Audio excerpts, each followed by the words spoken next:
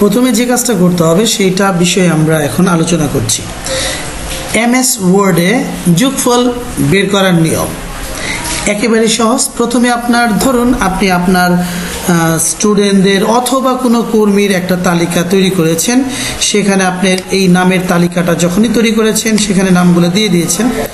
ধরুন আমি আমার স্টুডেন্টদের একটা তালিকা তৈরি করেছি, সেই তালিকা অনুযায়ী যখন দেখব আমরা 5 জন 10 জন স্টুডেন্টের তালিকা তৈরি করতে পারি, আরও বেশিও হতে পারে। ধরেন আপনি বাংলা, ইংরেজি, গণিত, সমাজ বিজ্ঞান এবং ধর্ম এই 6টি বিষয়ের মোট কত নাম্বার পেয়েছে আপনি ক্যালকুলেটর না চাপ দিয়ে একেবারে সহজে আপনি মুহূর্তের মধ্যে এমএস ওয়ার্ডের মধ্যে এক্সেল ব্যবহার না করে, অর্থাৎ মাইক্রোসফট এক্সেল ব্যবহার না করেই আপনি মোট করতে পারবেন। অনেকগুলা যোগ একত্রে মুহূর্তের মধ্যে 2-3 সেকেন্ডে আপনি করতে পারবেন। চলুন দেখিয়ে দিই। ধরেন আমাদের এখানে বাংলা, ইংরেজি, গণিত, সমাজ বিজ্ঞান, ধর্ম, এখানে অনেকগুলোই নাম্বার আছে। এই নাম্বারগুলো যোগ করতে হবে আপনাকে।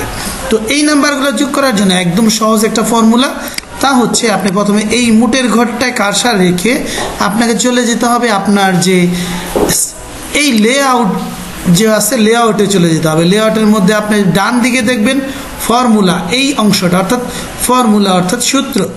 এই সূত্রটা আপনি কি করতে চান, যদি ফর্মুলায় চাপ দেন প্রথমে দেখবেন ইকুয়াল সাম, একটা ব্র্যাকেট থাকবে লেফট। এই কথাটা যখনই আপনি দেখবেন ওকে করলে আপনি টোটাল দেখেন টোটাল নাম্বারটা চলে আসে। অর্থাৎ আপনি যদি ধরে ধরে যোগ করেন এই বাংলা, ইংরেজি, গণিত, সমাজ বিজ্ঞান, ধর্ম এই 6টা নম্বর যদি যোগ করেন তাহলে দেখবেন টোটালে আপনার এই 433 এসেছে। দেখেন হয়ে গেছে। এখন আপনি এটাকে কপি করে আপনার যতগুলা নাম্বার প্রয়োজন সবগুলা মুহূর্তের মধ্যে আপনার হয়ে যাবে। আমি এটাকে কপি করলাম, কন্ট্রোল সি করে আমি যদি মনে করি সবগুলাকে আমি কন্ট্রোল ভি করে দিলাম। তো কন্ট্রোল ভি করে দেওয়াতে আমরা দেখলাম যে আমার আগের নম্বরটাই আছে, অর্থাৎ কপি এবং পেস্ট যে কাজটা সেই কাজটাই আছে।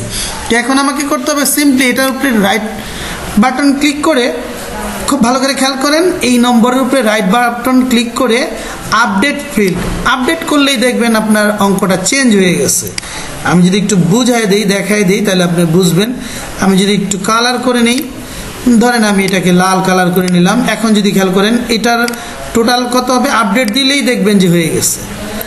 এখন যদি আমি এটা দেখাই যে এটা আপডেট দিলেই আমাদের এই আপডেট ফিল্ড, অর্থাৎ আমার যে অঙ্কটা আছে সেই অঙ্কটার কাছে যে রাইট বাটন চাপ দিলেই, মাউসের রাইট বাটন চাপ দিলে আপডেট ফিল করলেই অঙ্কটা কারেকশন মোড চলে আসবে।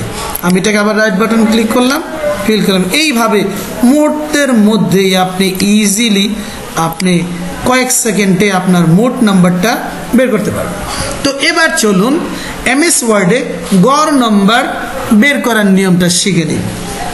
তো গড় নম্বর বের করার নিয়মটা হচ্ছে এমএস ওয়ার্ডে গড় করব, যেহেতু একটু আগে আমি যেটা দেখিয়েছি সেটা হচ্ছে মোট। এখন যেটা করব গড়, অর্থাৎ গড় হচ্ছে অ্যাভারেজ, ইংরেজি হচ্ছে অ্যাভারেজ। সো আমাকে এখানে বাংলা, ইংরেজি, গণিত, সমাজ বিজ্ঞান, ধর্ম এরকম অনেক সাবজেক্ট অর্থাৎ বিষয় অথবা কোনো ফিল্ড থাকতে পারে। আপনি অনেকগুলো ফিল্ড হলেও কোনো সমস্যা নেই, মাত্র 2 থেকে 3 সেকেন্ডে আপনি এটা করতে পারবেন। তো এই ক্ষেত্রে আপনাকে কার্সরটা যেই নম্বরটা চাচ্ছেন, যেই লাইনে আপনি সেই জায়গায় কার্সর রেখে আপনি ঠিক আগের মতোই চলে যাবেন লেআউট থেকে চলে যেতে হবে ফর্মুলায় যে আপনাকে লিখতে হবে অ্যাভারেজ। এখান থেকে আপনাকে অ্যাভারেজ খুঁজে নিতে হবে। দেখেন এখানে আমাদের ফরম্যাট আছে, যদি আমরা দেখাই পেস্ট ফাংশন আছে, এই পেস্ট ফাংশন গিয়ে আমরা অ্যাভারেজ একটা শব্দ দেখবো আমরা অ্যাভারেজ। আমি অ্যাভারেজ যখন লিখছি একটা ফার্স্ট ব্র্যাকেট আসবে, ফার্স্ট ব্র্যাকেটে লিখে দেবো আমি যে লেফট সাইড থেকে কতগুলা অংশ আমার চলে আসবে, অর্থাৎ লেফট আমাকে লিখতে হবে লেফট। আমি যদি লিখে দিই যে লেফট লিখে দিলাম, আমি এখন যদি লেফট লিখি LEFT লেফট লিখে, অর্থাৎ সূত্রটা আবার দেখে নেই, formula equal average first bracket একসাথে থাকবে লেফট লিখে যদি আমি ওকে করে দিই তাহলে দেখবেন গড় হয়ে গেছে। আপনি যদি প্রমাণ করতে চান তখন আপনাকে এই 56, 67, 78, 80, 76, 70 এই টোটাল নাম্বারটাকে আপনি যোগ করে মোট যা আসবে, মোটকে 6 দিয়ে ভাগ করলে আপনি দেখবেন এই গড়টা এখানে চলে গেছে। তো এখন আমরা যে কাজটা করব, এই গড়টাকে আমি কপি করব। সিম্পলি কপি করে আমি প্রত্যেকটা বক্সে পাঠিয়ে দিচ্ছি।